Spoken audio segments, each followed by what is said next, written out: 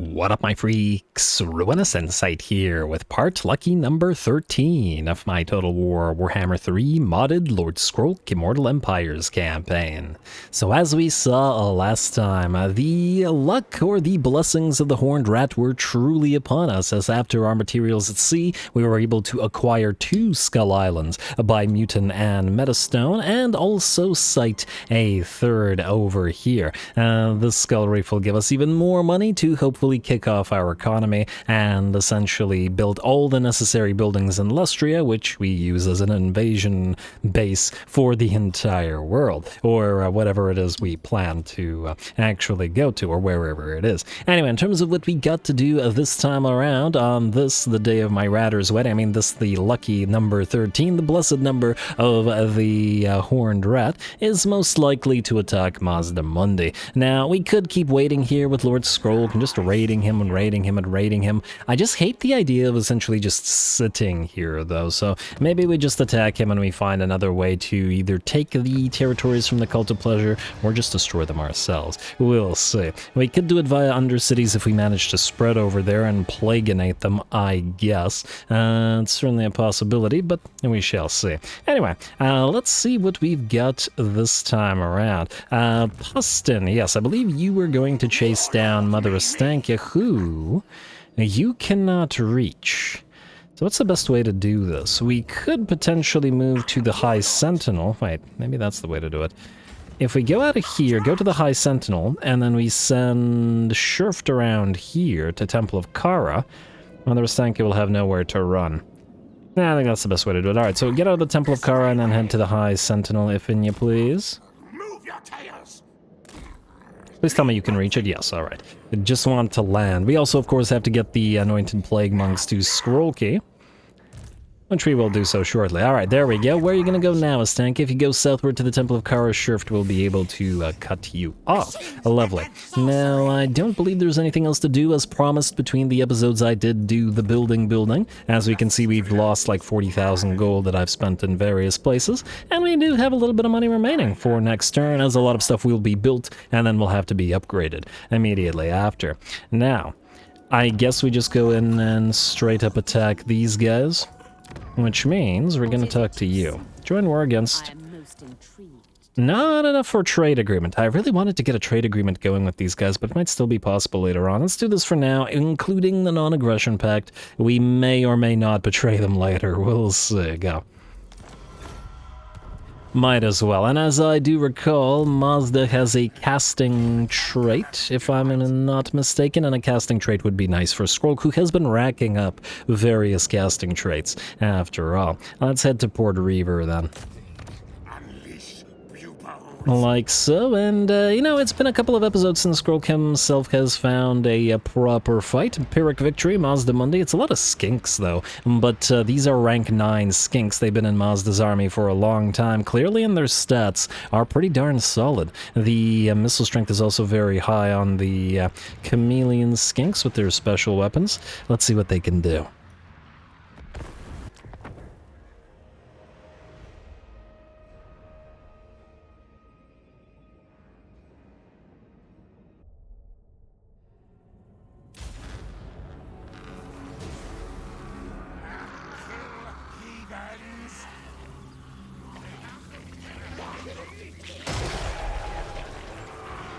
Alrighty, here we go, and ooh, we got some good lighting in this one. Everything will be nice and visible.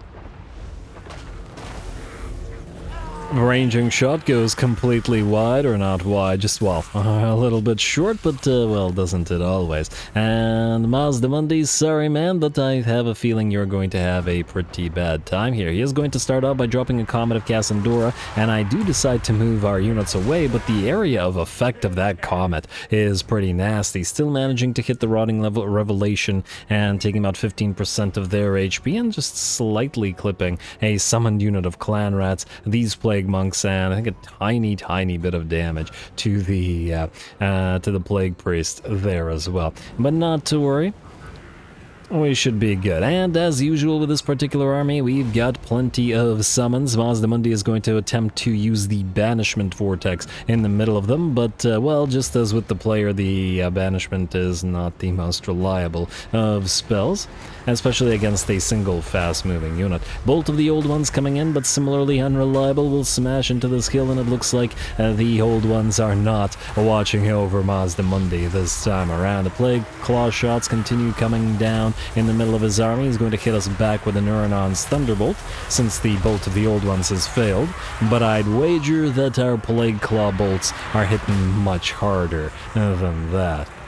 And the enemy will charge in towards our summoned rats, those special ammunition, those precursor weapons on the chameleon skinks being wasted on the summoned clan rats. Skrolk has also moved forward and is in the midst of a duel with the enemy Saurus Scarvet on the Carnosaur, which is a pretty dangerous place to be, but we gotta remember that Skrolk has his healing potion, he has his Rod of Corruption, and he has his regeneration as well, so even if in theory he'd get wrecked in this duel, he can always come back to fight another day. Everybody else charging forward, it looks like Skrolk is gonna have to back off now and allow himself to heal up with that Scalm healing potion, whatever, same thing, or at least close enough.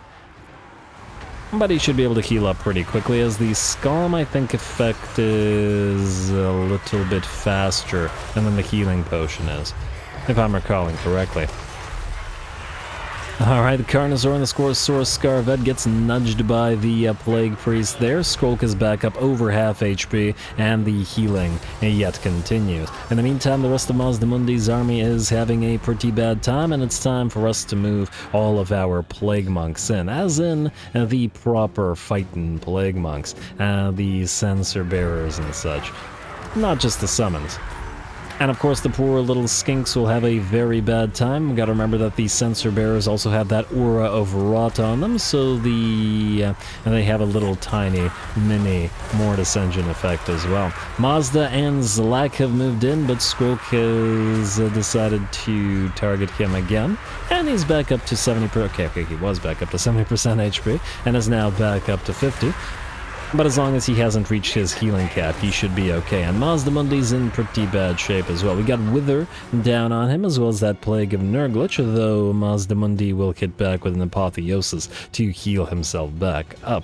Though how long he can manage that one remains to be seen. Some heavy damage on some summoned units of Plague Monks, not to worry, those are just summons. And most of the enemy skinks are now being chased off. Once again, gotta love those plague furnaces just sort of hovering over the enemy. Although that animation does have a habit of moving into the screen. I also love the rats sort of fighting below these things. We still gotta get that screaming bell mount. Oh, it looks like we got an enemy unit of Temple Guard here, or attempting to fight. I do believe there was another summoned unit of Temple Guard somewhere, and I assume that one's going to get wrecked as well. I think this is it. Yeah, this is the one, because this one has no veterancy, and it looks like Mazdamundi did decide to summon them right on top of himself to try to get them to protect him. But it was a bit of a waste of a Terminator Deep Strike, as they should have used it on our vulnerable artillery instead. Mazda trying to use Zlak's mass to get the heck out of there, but Skrolk will maintain distance, and Skrolk's presence will bring Mazdamundi down with his damage over time. The Temple Guard get overrun by the Censer Bearers, and by the looks of it, with that, the battle is ours. Lovely. Lovely. Everybody will shatter. We've got a little bit of chasing to do, or at the very least a little bit of bombardment to do. The lizards do run fairly quickly after all. And there we are. Decisive victory is ours, and no problem at all, and by the looks of it, Mazda's faction will be broken rather quickly.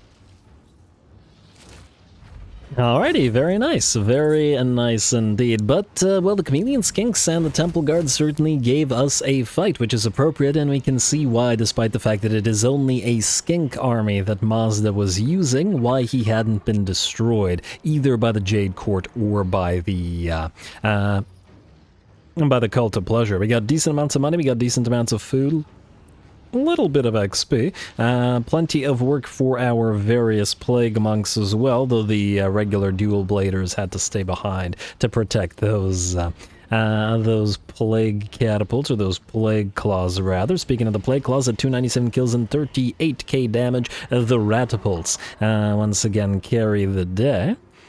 And you guys, well, technically, once again, these guys had to stay behind, so it's not fair to compare them. But anyway, we're good. Sorry, Mazda. Let's see what you got in terms of our loot and occupy. Yeah, there's no reason to sack loot and occupied. Leadership war plus 100, spell resistance 5% for all units faction-wide. Oh. I did not realize that was faction-wide. Huh. Okay, it's neat, but it's not like it's a missile resistance or something like that. I mean, it's neat, but probably not neat enough to bother with actually farming it. Skrolk, you are going to go through the Plague Claw Catapult tree now, so start moving through there. I also want to point out that at this point, Skrolk has still not gotten a single point in his fighty tree. He's just buffing his army. Just gotta make sure that we keep enough points available to him to actually get the most important stuff here. So we need 5 points. 6, 7, 8, 9, 10, 11, 12, 13 points. It's a lucky number. And the number of the episode. Another reason why we attacked Hexoatl is because the short victory, the only condition that we're missing is to occupy their capital, which would be appropriate on the 13th episode, wouldn't you say? Anyway, I believe we're good to go to end turn. Hopefully the food doesn't drop below again, but we'll see. We are losing minus 134 to settlement and army upkeep. We're gonna need more. We're gonna need more fungi caverns and stuff. Looks like it. Anyway, let's take a quick look at Diplo. I did between the episodes, but just in case. Seducers of Slaanesh still alive, but I fear for not much longer. Though we might be able to get a trade agreement going with them. It'll probably pay for itself if they survive for at least a few turns. And we'll do that. 349, it'll pay for itself in essentially a turn.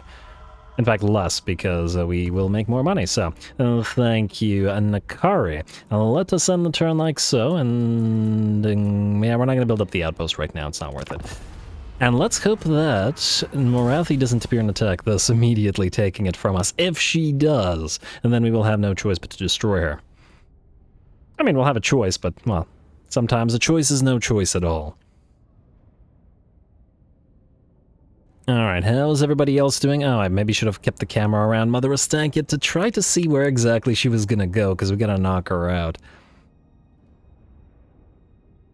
But at the very least, it doesn't look like anybody here is declaring war on us. Alright, good. And Swamp Town, looks like it did rebel, and the rebels lost to the garrison. Yeah, the Dark Elves have such insane garrisons that we're probably not going to be able to defeat them via the control reductions.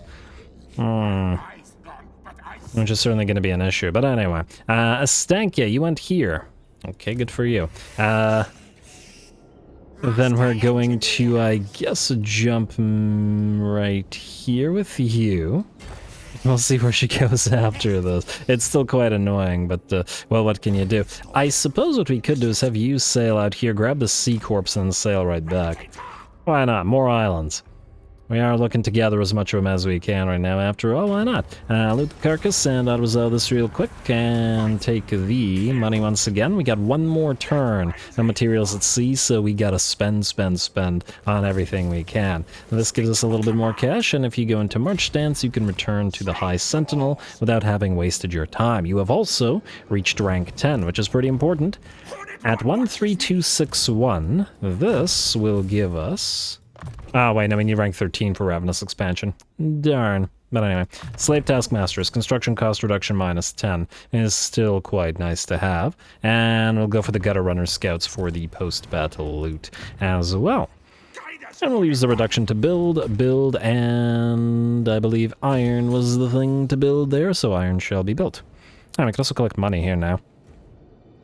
It's not that the public order situation here is fixed, but with Pustin the Pugilist here, we can at least make use of it. We also have a new tech available to us. And as for the tech that we should do... don't really care for the clan rat stuff at all.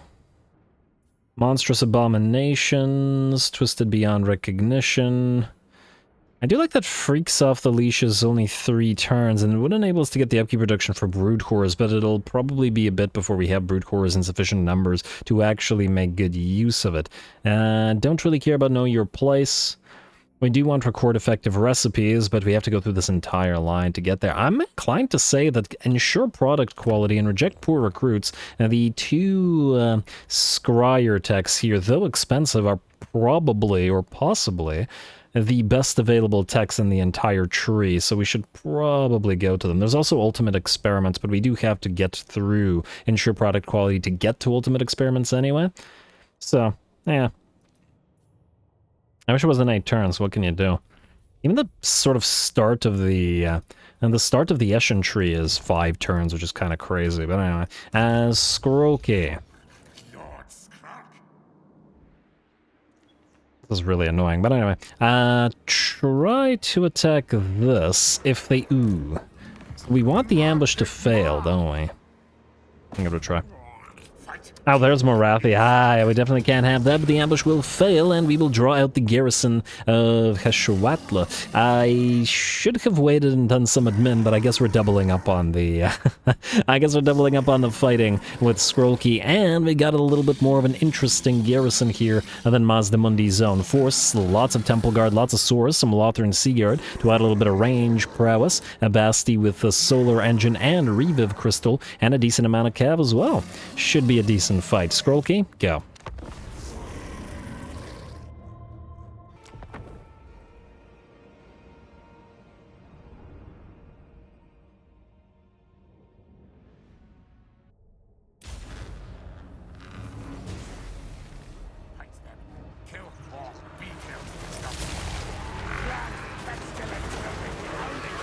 Oh my lord, though. Very nice work. The Blessed Pterodon Riders with Fireleech Bolas get first blood, 10,000 damage and 80 kills in a single volley, hitting the clan rats just as they burrow out of the ground. That was a fantastic move, if accidental, from the Pterodon Riders. Gotta love those Fireleech Bolas. Not to work, and this time we hit our own summoned units just as hard, if not harder, with our Plague Claw catapults, but that's okay. Speaking of the Plague Claw catapults, this is gonna hurt, but also at the same time, as I was about to say, this is likely the last stand of Mazdamundi of Hexoatl of the faction in general, as they're just not going to survive any longer, and unfortunately for them, they have got a choke point battle. And do they want to fight a choke point battle against piles of Plague Claws and our, well, not infinite summoning ability, but we have the ability to get an additional 24 units of clan rats and 8 units of plague monks, should we need to do so. All while hitting the enemy with the plague claws. Really, the only threat that they would have are single entities as well as the aerial units, as the plague claws aren't particularly good at hurting them. But since we've seen the plague claws bring down enemy units of sky lanterns over time, we know that they're capable of doing the same there. Lord Skrolk, in the midst of his duel with the Saurus Old Blood, and without a Carnosaur, it stands no chance against Skrolk. Gotta remember, Skrolk, due to defeating Hexoatl, had the nice hit with that plague sensor there. Beautiful. Alright, what was I saying? Alright, he has that Vanguard deployment trait, which does come in handy in situations like this, because Skrolk is a summoner as well and can get more units on the field and distract the enemy, preventing them from taking position. And of course, he's strong enough to heal himself and get the heck out should he need to do so. Looks like the enemy's first army is broken, or this little tiny bit of an army is broken, but of course it's the garrison out of the enemy capital itself, which is going to be the major threat here. Got to be careful about hitting our own units with those plague claws. They're oftentimes more dangerous to us than they are to the enemy. And it does look like the enemy Blessed Pterodon Riders have come back. And we are going to target them again. In the meantime, it looks like the Ripperdactyls will go for, I can't quite tell whether they're going for Skrolk or whether they're going for the Plague Priests on their Plague Furnaces, but either way, their anti-large is not going to be strong enough to allow them to do this. Ripperdactyls... Oh, wait, they were anti-infantry. Oh, it's even worse for them. They're too fragile is what I was getting at for this sort of thing.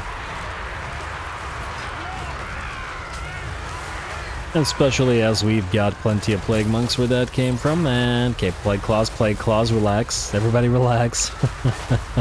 I believe they were trying to fire on the Cold One Riders, which do make their way in, but do also get stopped by summoned units of Clan Rats. Another really useful aspect of the ability to summon Clan Rats constantly is the ability to break critical enemy charges. As they charge in, summon a unit of Clan Rats right in their faces, and don't let them charge a more important unit. Plus, preventing them from moving deep into your formation. Anyway, it looks like the Cold One Riders do get held back, unfortunately for them, and the enemy is making its way forward from the trees. Ooh, nice hit from the Plague Claw Catapult right into that Reviv Crystal. Skies are pretty slaneshy up here, and it looks like we are holding the choke point and haven't really had the need to hit the enemy with our main line as yet, but we will move them up. Gonna get that festering pool up and running as we start making our way forward with both Skrolk and the Plague Furnaces. I'm gonna come down and start applying their Mortis Engine effect. It's also time to do something we don't really do too often with Skrolk, and that is to use his Plague spell. We'll see how much damage he can cause with that, especially since the enemy is nicely blobbed up and a few spawns, a few summons of Clan Rats in the middle of the enemy formation will prevent the enemy from running away. Lovely. Alright, and let's hope that Skrolky did decent work there. It does look like the bounce power is at about 70% in our favor. The enemy's still fighting in the midst of these trees, but it's kind of hard to see what the heck is happening because it's all green and plaguey everywhere. And that's a good thing, rest assured. Alrighty, of course the big single entities are still going, well, medium-sized, I should say, single entities, as the irregular basties aren't particularly big. They are going probably to be a little bit difficult to bring down, though the sensor bearers with their armor piercing should be able to surround and destroy these, as we've seen them do so before, like when we fought Hexoatl oh so long ago now. And of course, even if that didn't work, we could just keep drowning them in Clan Rat and summoned Plague Monk bodies. Not that by the looks of it we're going to need to. The bounce power shifts to about 90% in our favor. Most of the enemy units and the main stack have been destroyed. Our sensor bearers, our better units, are surging forth. And we'll be hunting down those enemies through the forests, and we will need to hunt them down and chase them down as they have shattered, and this was their capital's garrison, so if most of it is destroyed, the faction will be pretty much done. Well done, Skrolky. 151 kills? Ah, very nice. Solid damage this time around. Maybe I should try to make use of that plague a little bit more. But the combination of plague claws and summons is just so darn strong. You could probably relatively easily win the entire game with, I don't know, a bunch of armies with had pretty much nothing but a few plague claw catapults and just Skaven slaves, and of course plague priests to just constantly summon.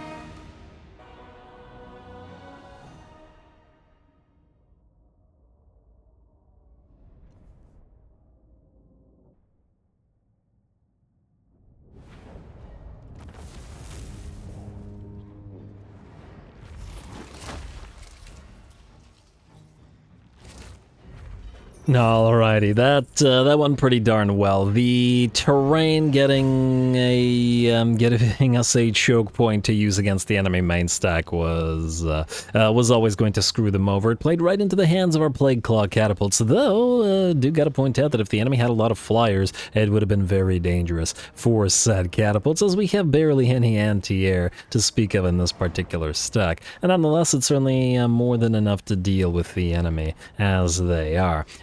This should also be enough to sack or raise or occupy the enemy's capital. I think we could do without the healing, or at least I hope that we can. I guess we're about to find out. Skrolk, 71k damage. Very solid, my friend. And probably outdoing everybody else by a pretty wide margin. For once, I did manage to use the Plague spell with him, as obviously with the choke point. Certainly worked out.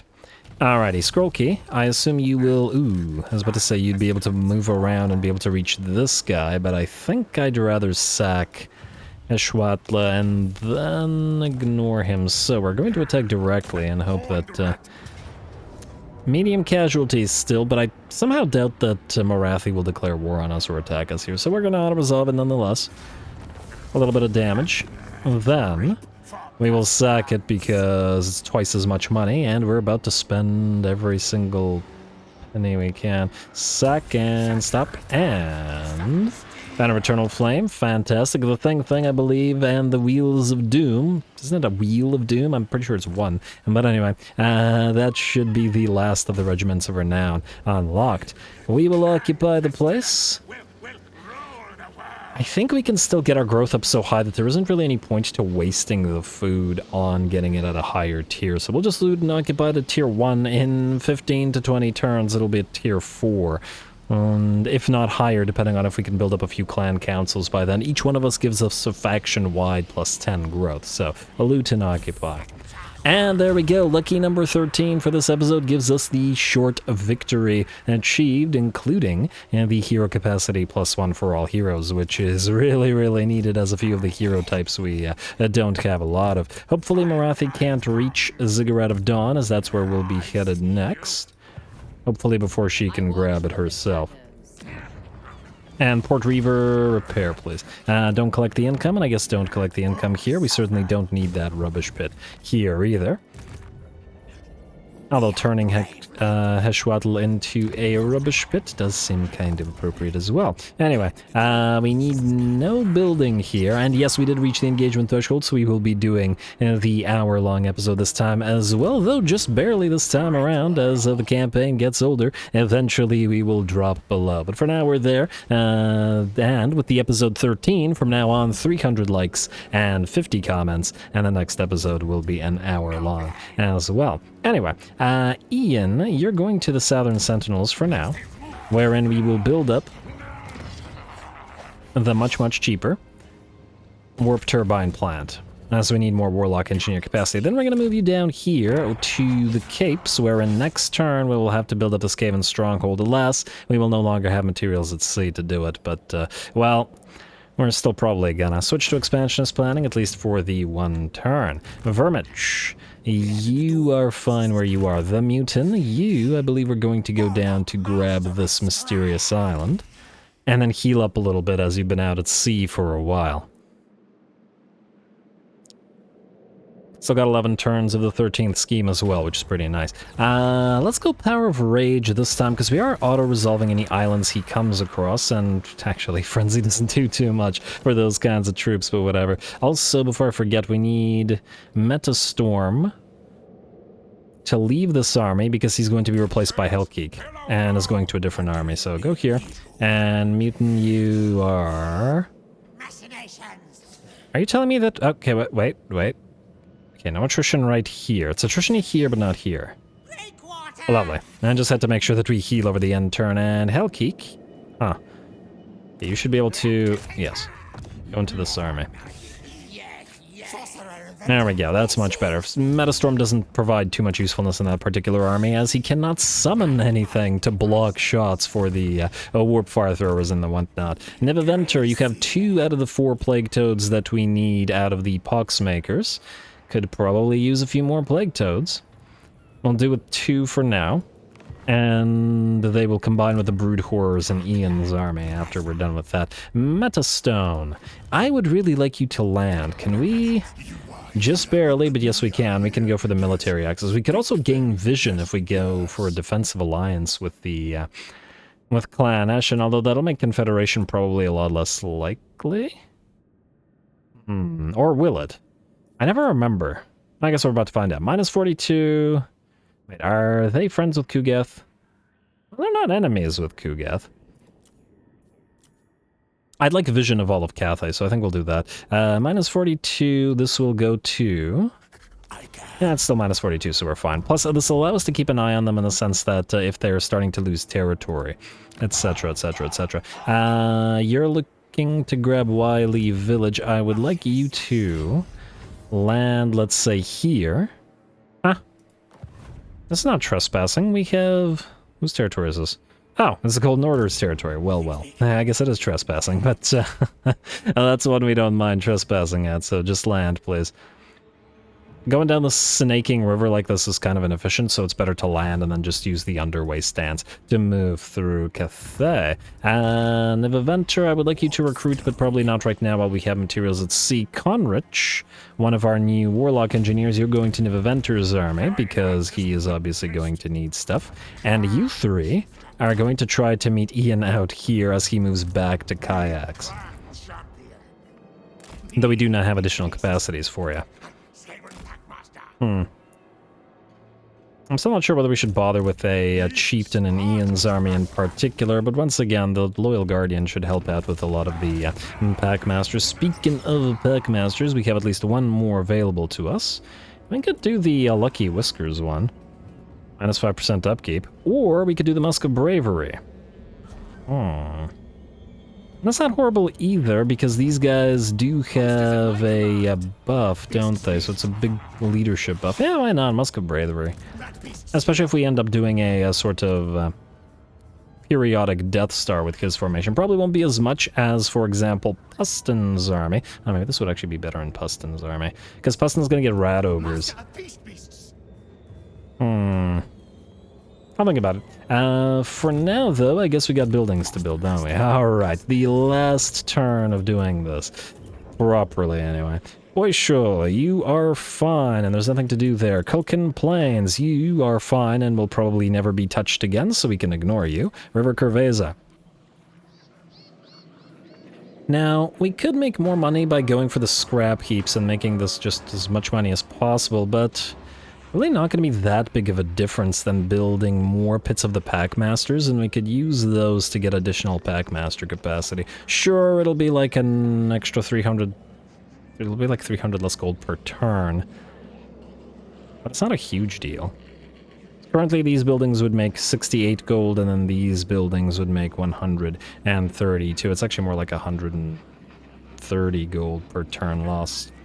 Which ain't too bad. And this gives us capacity in addition to... well, nothing else really. But frankly, we need these kind of everywhere. If we want more heroes, and more heroes we do want. Wallatal, yes to your upgrade. And for now, I guess you're going to go into... and I guess we could keep growing, yeah, but at the same time... exploitative planning, no, not worth it here. This is one of our bigger money-making territories, so funnily enough, martial planning may be the better way to go. On the other hand, maybe grow it until it's tier 5. I don't know, think about it. For now, it's my favorite phrase now. You're okay, though food generation could be decent here as well. Monument of Hexoatl, yes to the Overseer's Lookout, yes to the Breeding Pit, and yes to the Fooding Pit. Yeah, keep growing. You, Golden Colossus, you're fine as you are, sadly. Sadly, because we can't build more stuff. You are going to keep building your food structure, and Night Forest Road, you are fine for now. Mine of the Bearded Skulls, 13 more turns on episode 13. Okay, fine. It's gonna be a while before we do anything there. Talash. Let's get your food up and running. I mean, technically we could build defenses up here as well. We could replace the breeding pit with defenses later on. After all, the defenses also generate a tiny amount of money, so not the worst thing. You are fine in efficient planning, as you do still need to fix your public order, though. And for a while at that as well. You are also in efficient planning, and your public order is in the process of being fixed, which will give us additional growth and money generation. Altar of the Horned Rat, going to be a while before we need to do anything there, so keep that exploitative planning. You will build the Underducks, the Overseer's Lookout, and then switch to exploitative planning, and start building those storage caves. IMR Swamps. I guess you're stuck in expansions planning for now. We got a lot of stuff to build here. Sacred Swamps, you're fine, and you should not be collecting income, but you should be generating food for us. Isthmus, you're new. Jungles of Pawalasha, you're fine. And Port Reaver, you are fine. Alright, next up we do Diplo. Or do we do Diplo? There's not much, is there? I mean, we could do alliances with all of the other rat factions. The problem is that they don't really like each other all that much. Ooh, 17.9. Molder, you're getting close to that confederation. If they just lose one of their main stacks, that will be a possibility. We could still do a defensive alliance with them and borrow their armies and get them destroyed periodically. Although it's gonna take so long to reach enough allegiance to actually get their armies from them. I don't know, I'll think about it. For now, I think we're okay. We'll keep an eye on Molder over the next few turns, and maybe we'll just be able to confederate them sooner than we'd think. Anyway, alas, that is the last turn of Materials at Sea, so we end it, and we got no more. Post available, that's with the scribes we're going to ignore. Do we want to build anything here? I guess we could build the, we could build a subterranean pit for the Ender Empire expansion. You already have, and neither of those locations at the current time would generate enough money to be worth the investment of the money-generating building. Yeah, a couple more turns of this and we'll be able to start recruiting again. I did want to start on a couple of Warp Lightning cannons, but, well, we got 3 turns until the dominating scheme with a 30% reduction. That will be the point at which we get Nivaventur's artillery army and Ian's Brood Horror and just various things army, and probably the Rat Ogre and stuff army for Pustin, though Shurft is already good. Alright, let's end the turn. Master Engineer. We still do have a fair few of the... Mother's Stanky didn't know where to go, I guess she couldn't move. Still got a fair few of the lizard territories to take. Well, actually like 3, but anyway. Or was it 2? It's Skeggy and the Monument of Dawn, or whatever it is. I don't remember if there's another one up here. Ziggurat of Dawn.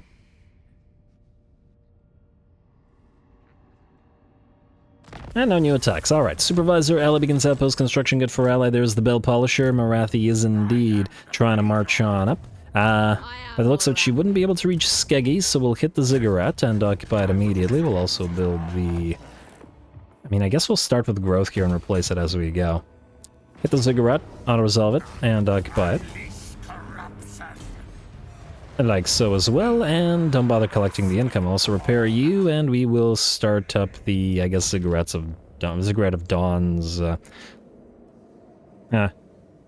not gonna be super useful. Yeah, I think I've said it before, but Beacon of Dawn feels like it's probably the worst landmark in the game. It's basically nothing. In fact, it's... I'm not even sure it's worth building. Like, it might actually be worth ignoring it in favor of building literally anything else. It's that terrible. I don't know why nobody's done anything to it. Anyway, you, sir, don't need to be here anymore, but you do need to go down here. And... wait. What's the best way to do it? We should loop back around to Kayaks, but we could send you down to grab this before you're down at Kayaks, which is 4 turns away, and then to Skull Reef, at which point you jump back over and get your new army, and then get ready to go to Cathay or to wherever it is we send you. Either way, you're gonna go here for now. Yeah, just go to the Citadel, or to the Dusk Peaks. How much is this worth per turn? Out of curiosity? 300 gold per turn. Yeah, nonetheless, we want to be able to reach the shipwreck here. Yeah, let's go all the way. Well, I should giggle. Build up that Skaven stronghold, which is suddenly much, much more expensive than it was before. Sad to say. But anyway, for now, exploitative planning. Alright, let's keep moving. Vermich is fine, and will be for a long time yet. Mutin? I guess you're kind of moving down here anyway, so we could just send you to do this. Might be faster. At least this way you wouldn't suffer attrition up here. Yeah, fine. You know what, we might even be better off using a hero to identify or unlock all of this. We can get a fairly cheap hero in the form of the Eshin Assassins. Or the Eshin Heroes, rather. Where's the Eshin building? I forgot where I built it. It was right here. These guys are really cheap. The Eshin Sorcerer Experimental Magics. Oh, you have the cooldown to the Black Whirlwind. Armor of Darkness reduction. I actually kind of like you. Maybe we put you in Ian's army in order to have you buff his plague sensors. Lots and lots of armor. That would be pretty effective for them. Alright, fine. We'll build 2 of these guys. One here, Vermich the Fabricator, and we'll build another one to Scout. It doesn't really matter which one. Who cares? You. Scout. What the heck? Alright, there we go. Yeah, because these guys, they cost barely any upkeep. They cost a bit to recruit, but otherwise they're practically free. In fact, can they do anything useful? No, unfortunately not. At least not in this. I was wondering if they had any... Well, they have the favorable winds. They have all of this for enemy armies in region. In theory, you could use a bunch of them to follow armies in region and buff them. But frankly, it's too much admin. I'm not willing to bother with it. Just stay as you are. We'll send you out there to scout. Anyway, ignore you for now. Navaventer, you are fine, at least for a couple turns. Pugilist? Pestin the Pugilist, yes. Mother of Stank, yeah. Now, here's the question. What is Mother of Stanka's trait? It's something to do with casting. Where is it? Which are the woods? Targeting range plus 10 for spells, spell resistance, and Winds of Magic Power Reserve capacity. Yeah, that's obviously going to go to Shurft, who's a Warlock Engineer. Makes much more sense. Kill. Okay, ambush didn't work, but that's fine. She's got nowhere to go, so it's free. Great estate. Auto-resolve. Blade of Nurglich, sure. And those Blades of Nurglich are common items. Go to the Sea Corpse next. Okay, you don't need the Blade of Nurglich, however, as the magical damage is wasted on you, because you get it automatically through Warlock Augmented Weapon. Approach the Carcass, auto-resolve this. You can see a bit of damage on the Poison Wind Globadiers, which act as the main line in this, and sell those off. And then go back to our own territory for healing. And a Brass Cleaver, that's a nice find, but it's useless for your army. At the very least, relatively so, but still, good pickup. Where's the next island? I guess it's this one, but it is a mysterious sign, so we don't really care about it. There is another island here, and there could potentially be more up here. Maybe we get 2 scouts. Because I don't want to scout with armies. It feels like a waste of time. Especially since the armies would like to fight as well. It's just that right now we're in a bit of a... thing. You know what? Let's get another Russian sorcerer. You're so cheap. You can also be scout. There we go. And we'll send them out to sea and then have them essentially, well, scout around. It's in their name. Okay, Pestin is now able to move. And the way he's going... we could probably grab that shipwreck while on the way to trade the plague monks. So, go up this way. Oh, don't tell me these guys. Oh no, the public order is still bad here. We just need to, I don't know, hope that a plague hits them, well, kills them, and then does the work for us, which would be ideal. As to whether we can make it happen remains to be seen. Metastone. Hello. Stig Van Horstman and Alaric Toddbringer, probably headed towards the jungles of Qian. This would be a nice time to kill them. But they would be able to take the jungles of Qian easily, so we could kill them after they do, potentially. We don't really care about the jungles of Qian since it's a red territory, though. I mean, we could just leave this to Snitchy. In theory, we would eventually be able to confederate him anyway. So how do you feel about us? We are trading, we don't have a non-aggression pact, and we're at war with the same factions you are. You are actually not at war with the Western provinces, surprisingly. I think we don't have to wait. I think we just start fighting. I kind of want to have this army fight as much as possible because I enjoyed that one battle we had with it, and I want more. So we'll have Metastone attack in a second, but I do want to move everybody else around first just so that we know what's happening. Actually, there isn't a lot to move around, which is not such a bad thing here. Let's move you all here, while you await our little friend Ian. Alright, and who still needs to move? Metastorm, you are going with Pestin, so you're going to go here. presumably. Once again, I don't think Ian needs that many of these guys. Frankly, I'm still not entirely sure whether he needs any of them at all, but anyway. Skrolk. Wait, we do have more capacity for these guys, don't we? And by these guys, I mean the Packmasters. We need to build another Packmaster building. Oh, we don't have any more capacity. Well, darn. I was gonna hope to get that Lucky Whiskers one. Oh well. Also, that's adorable. Metastorm. Alright, I guess it's your turn. Or Metastone. Wait, Metastone. Metastorm. Oh, no wonder I've been getting confused. There's a Metastorm, Metastorm and a Metastone. Oh, the confusion is palpable. Alright, fine. Snitchy, we love you, man. Join war. Against the Golden Order. Skaven are listening. Just give us your money. That'll make you weaker. Actually, you know what? We would rack up more... We would rack up more allegiance points and thus have a more easy time... confederating you potentially, so let's do that, I think. Still minus 42, so it hasn't changed, so we're good. Alrighty. Stickman Horseman, you did. You didn't get ambushed, but you still did. Go.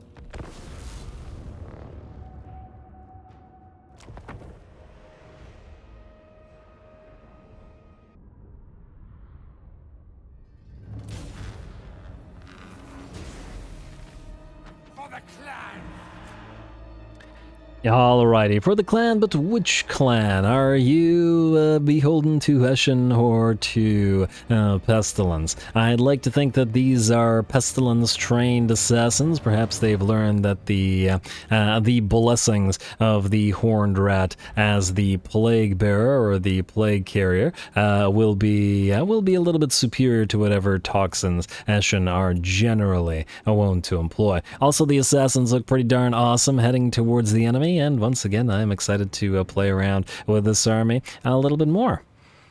All right, and hopefully we can get Deathmaster Snitch and see his whirl of weeping blades a few times.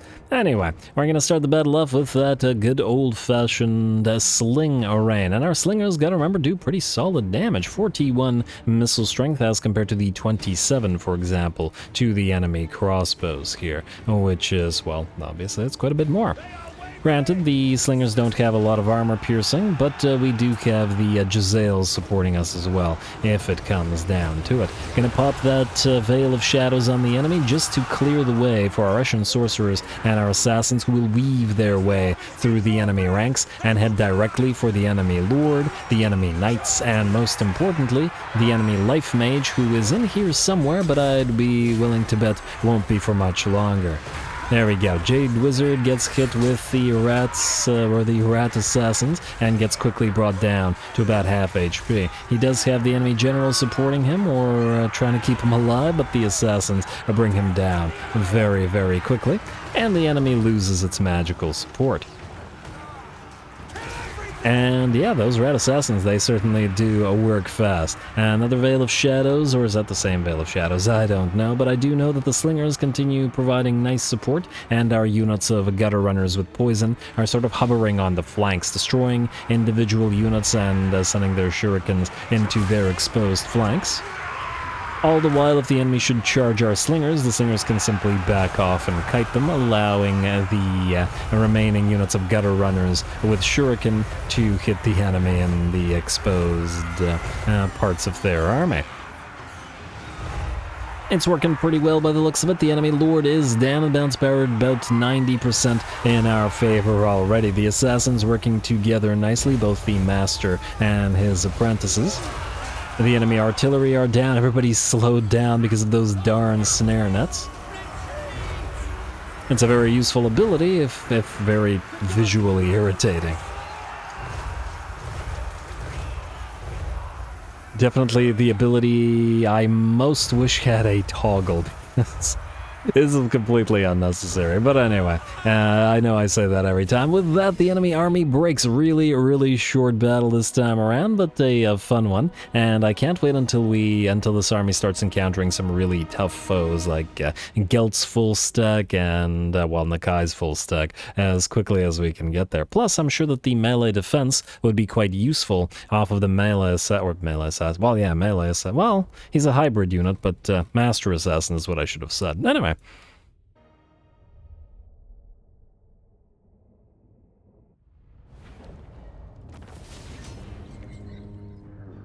All right, there we go. Beautiful work from Metastone. Already enjoying this army quite a bit. And having Eshin and Cathay is almost like a little mini Deathmaster Snitch campaign, something along those lines. Anyway, yeah, we're gonna take the money again. And take said money, then we should still be able to knock out this fella right there. And we'll probably take more losses doing this than now we get the ambush. And then we did fighting the other army. 56, yeah, that's right, more losses. Well, I guess we could heal to full. Yeah, fine, heal to full. Probably the better choice here. Ignore the...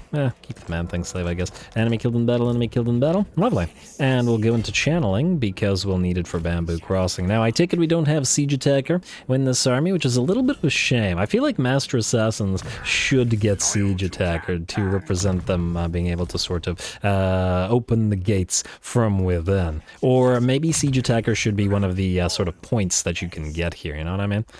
I think that would be... good. And oh, wait, you're already able to go through Expert Ambusher? Whoops. I should have done that to get the concealment bombs and shuriken jutsu for the gutter runners. But not to worry, we had to get Infiltrator anyway. Get these guys all powered up. Nice. Alrighty, you guys are now good, and I do believe that's all we had to do there, yes? Yes, I know... Okay, I was about to say I forgot whether I build the buildings, and I did not build the buildings. So we're going to have to build the buildings. Let's upgrade you, and oh my lord, with that materials at sea. It's so expensive now. What are you going to do? What you gonna do? Oh well. And I guess technically you can stay in expansionist planning for now. We are about to hit tier 5, so we'll be building stuff there. Guanji Valley, you're fine. Great Turtle Isle, fine for a while. Creeping Jungle, yes to the mushroom tunnels, and I guess keeping the growth for at least a little bit. Copper Desert, ooh. You're about to get to tier 4, which is good. Huh, we should actually then get Ian over there ASAP so that he can reduce the costs of building stuff there, which we now certainly need. I guess he shouldn't stick around the Citadel of Dusk. Honestly, he'd probably give us a lot of value just by reducing the upkeep of everything there, or reducing the construction costs.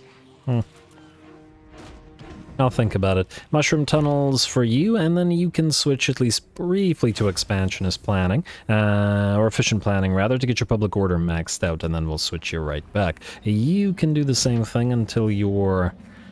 keep building the mushroom farms. You are good as you are. Kayaks, Spinous Sotek is fine. Piranha Swamps are fine. Jungles of Green Mist are fine. What's the public order here? Getting there. Not quite there, but getting there. You're fine as well. Headhunters Jungle, Volcanic Islands, yes to the mushroom tunnels, please, and I guess stay in exploitative planning. Still need that food generation. More iron from you, and then we'll upgrade one of you main settlements next turn. Sacred Pools, gonna be a while. Isthmus of Lustria. Nothing to do there. Jungles of Pawalasha, our first access to dyes, which will hopefully help us with trading a little bit. Could really use that copper, or that's not copper, that's pottery, out of Swamp Town game. But anyway. And 2 more turns until recruitment spree number 3, or whatever number it is. Hey, our food's nearly fixed. Not quite there, but nearly there. Well, let's check out diplomacy, and then we'll go next turn. Call to Pleasure, ready for trading once more, and military access. 2,000 gold, it's a little bit expensive, but I do think we do want military access with them, so why not? How wicked. They'll be a good, strong trading partner.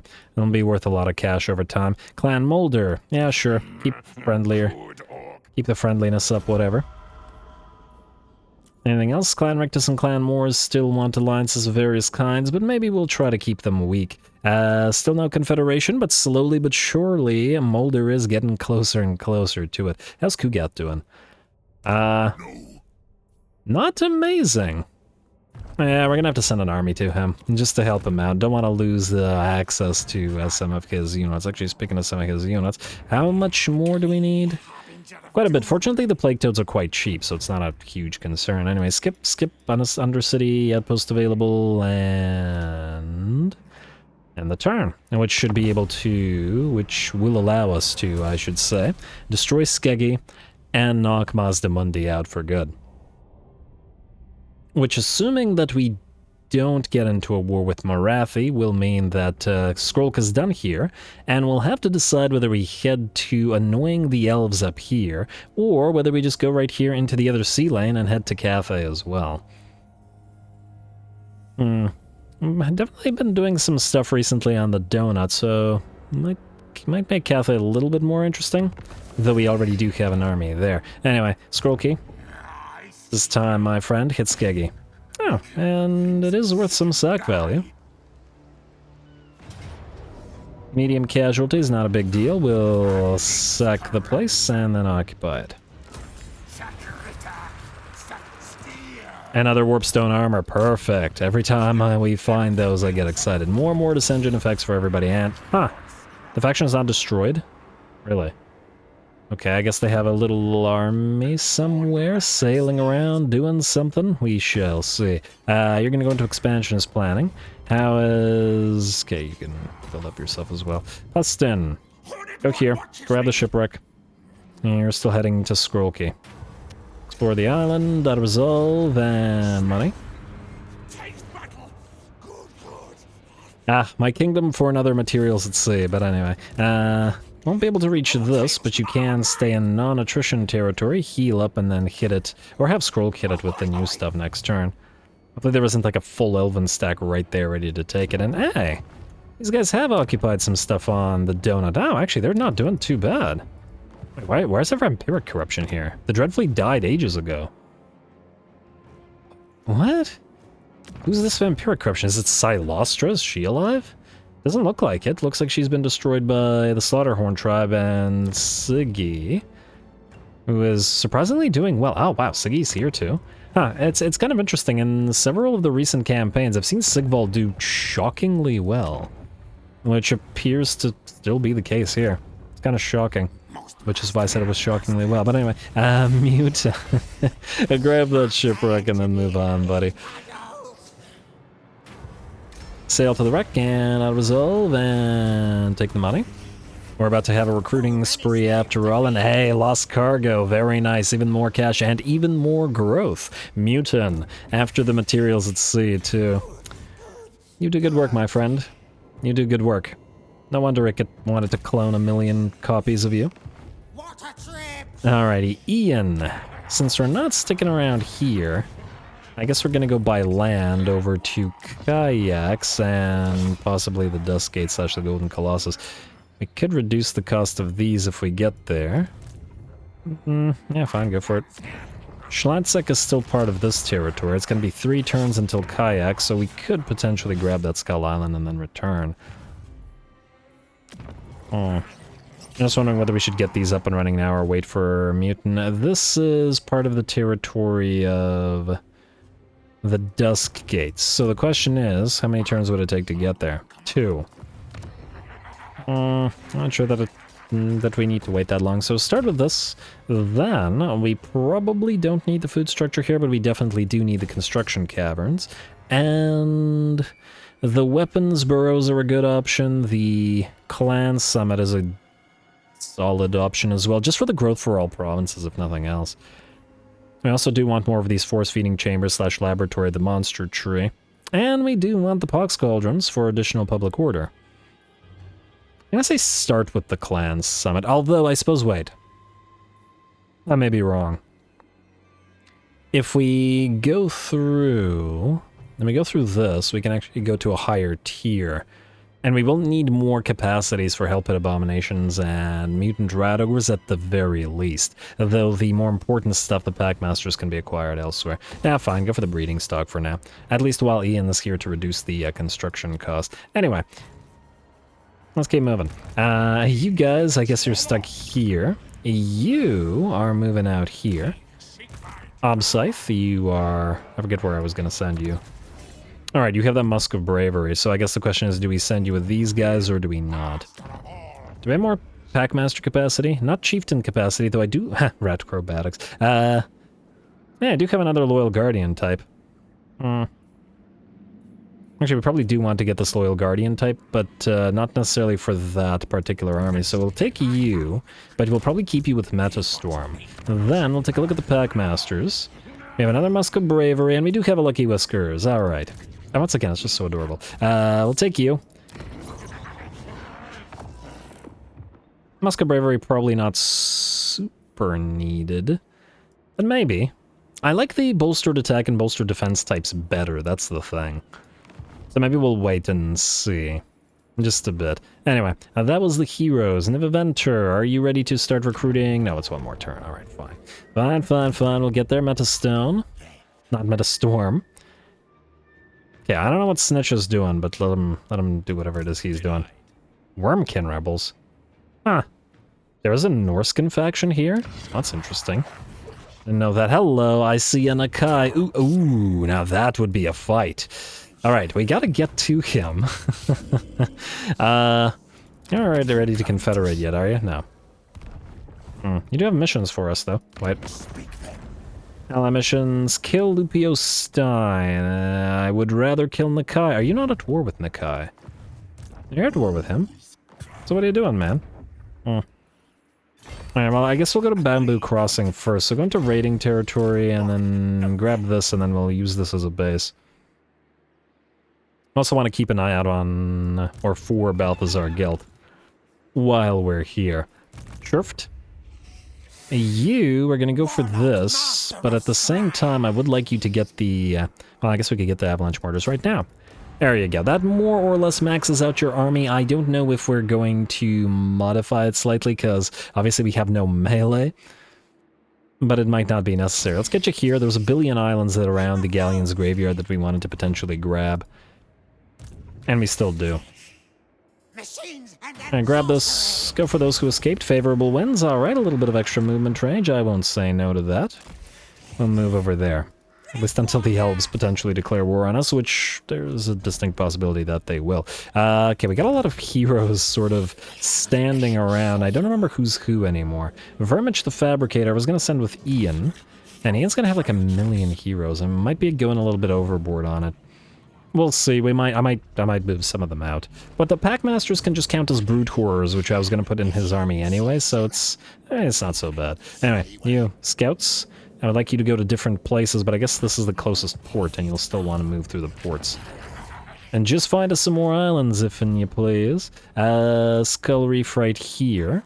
We gotta keep an eye out for additional Skull Reefs as well. Because who knows? Another one might pop up in relative close proximity. And it costs a lot, and I mean a lot, to recruit right now. So even if it looks like we have a lot of money, we'll have 0 very shortly. And you gotta keep in mind that the 13th scheme is also one of the things that's giving us massive amounts of cash right now. Which won't be the case for much longer. Anyway. I believe we're good. Minus the building, and the Diplo. So let's start with that. Khemri wants to trade, but alas, I think they are not super friendly with Kairos, and I'd rather just not deal with Kairos at all, so. 14.7 Molder, getting closer with every turn, it seems. Come on, I'd love to start fighting up there as well. Hey, and our food is finally fixed. Took a little bit of a while to get there, but I'm happy about it. Anyway. You're good. Itza, you're about to go to tier 5. Ooh, we don't have the construction reducer guy to come down here. But oh well. Guanji Valley, you're about to hit the next tier as well. Yeah, we're about to spend a lot of money on that. Definitely get the giant fungi caverns, and I guess you can swap from growth back to efficient planning. Copper Desert, you are fine as you are. Shalanquapek, you're fine as you are. Piranha Swamp, see you, I guess, keep an efficient planning. Kayaks is fine, at least for now. You can get the giant fungi caverns and then go into efficient planning for the public order. Spinus Sotek, you are exploitative planning. Good for the additional food, because we have a crazy amount of food being used by our armies and buildings right now. Blood Hall is fine. Headhunter's Jungle. Actually, the admin's not so bad. I did say that the materials at sea would make the admin a lot simpler to deal with, because we can essentially build whatever we please at this point. Which is always nice to see. Fuming Serpent, you're fine, yes? Yes.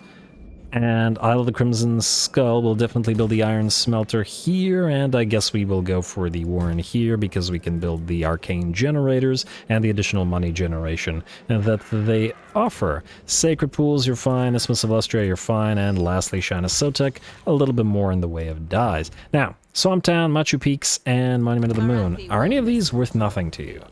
Machu Peaks, 62. Monument of the Moon? Swamptown? 26. Okay, this one is not worth a lot, but they wouldn't do it for a war declaration on Eataine. What they might do it for is a few territories on the Donut, which we could potentially give to them. We should also knock out the Daughters of the Forest, which would actually help. Oh, actually, Arnheim would be worth a lot to them. Ah, Skrolk, I got a place for you. You can assault Arnheim. Nice, and you can pick up a few islands while you're there. Or maybe find a few jerks to kill. Maybe stop on by and grab yourself a nice Sword of Cain if you desire it. Doesn't seem particularly pestilential, but, you know. Well, actually, the Sword of Cain turns into whatever weapon you want, essentially. It can be anything, meaning it can be a plague sensor. Now, that's a question. If the Sword of Cain were to turn into a plague sensor, would it function like a plague sensor, or would it only look like a plague sensor?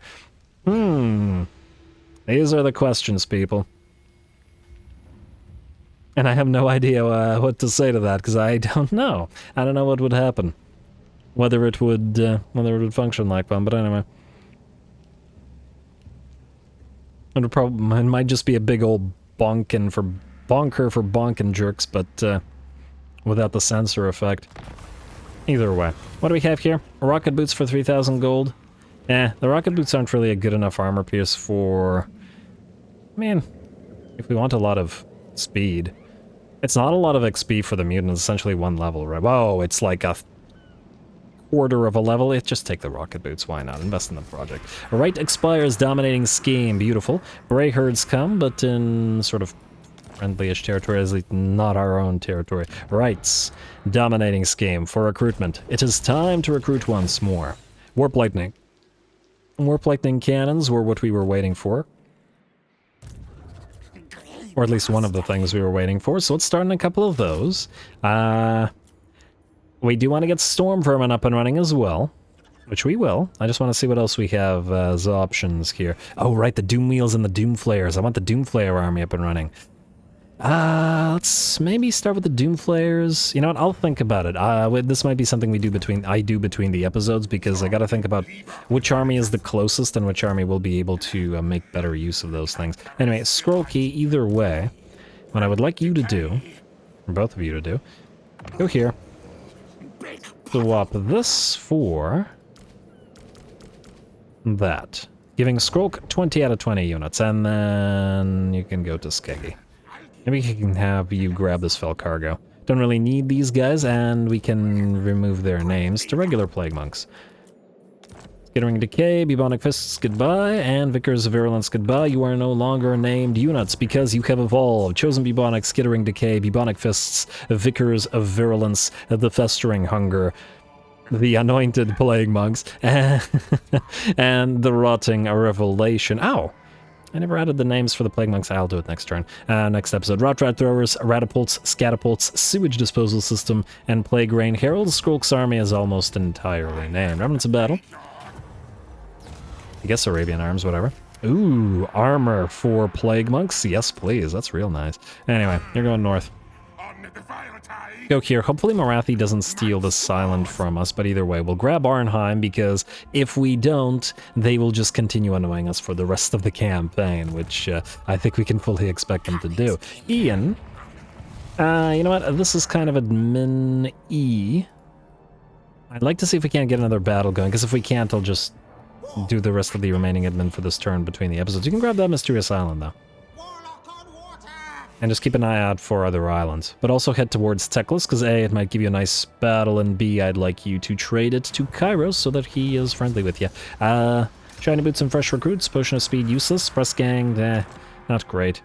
I wanted wax sealed rations for the upkeep reduction, for when the 13th scheme goes away. If we ever get a train, we could call it the 13th Steam. Anyway, Bamboo Crossing. Under attack by Chow Dai, a rebel little army, but we don't really care about that.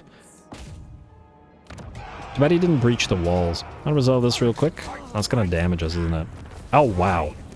Okay, that's one problem with the Eshin army. It seems like it's liable to take damage from auto-resolves, and quite a bit of it is that. Okay, break the siege. I'm gonna need you to heal for a turn, then.